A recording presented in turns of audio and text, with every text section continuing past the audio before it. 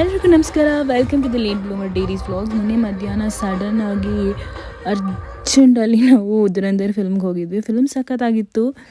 ಅಲ್ಲಿಂದ ಬಂದು ತುಂಬ ಹಸುವಾಗಿತ್ತು ನಮಗೆ. ಅನ್ಪ್ಲ್ಯಾನ್ಡ್ ಆಗಿದ್ರೆ ನಾವು ಊಟ ಮಾಡದೆ ಹೋಗಿದ್ವಿ. ಅಲ್ಲೊಂದು ಪಿಜ್ಜಾ ತಿಂದಿದ್ವಿ ಅಷ್ಟೇ.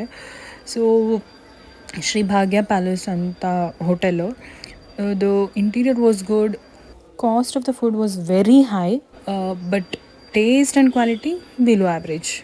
ಬಂದುಬಿಟ್ಟು ನಾನು ಸ್ವಲ್ಪ ಬ್ಲಾಗ್ ಬರಿಬೇಕಿತ್ತಲ್ಲ, ಅದನ್ನು ಟ್ರೈ ಮಾಡಿದೆ ಮುಗ್ಸೋಕ್ಕೆ. But I wanted it to be complete.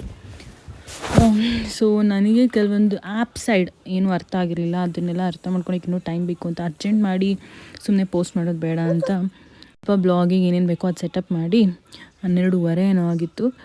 ಅದಾದಮೇಲೆ ಮಲ್ಕೊಂಡಿದ್ದು. ನಾಳೆಗೆ ಇವತ್ತು ಬೆಳಗ್ಗೆಗೆ ಸಂಡೇ ಮಾರ್ನಿಂಗಿಗೆ ಮಂಡಕ್ಕಿ ಮೆಣ್ಸಿಕಾಯಿ ಮಾಡೋಣ ಅಂತಲೇ ಮೊನ್ನೆ ಮೆಣ್ಸಿಕಾಯಿ ಎಲ್ಲ ತೊಗೊಂಬಂದಿದ್ದೆ.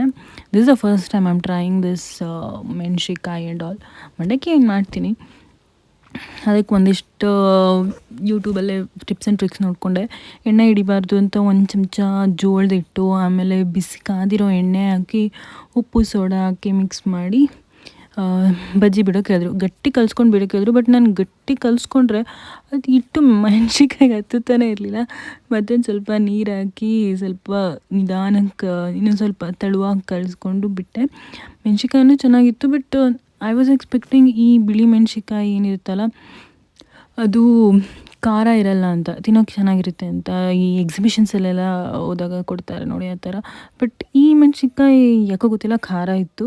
But still it was good. Mandakki was good, menasinakayi was good, and Sunday was awesome. ಸಿಗ್ತಿರಲ್ಲ, ಮಾತಾಡೋಣ. ಬಾಯ್.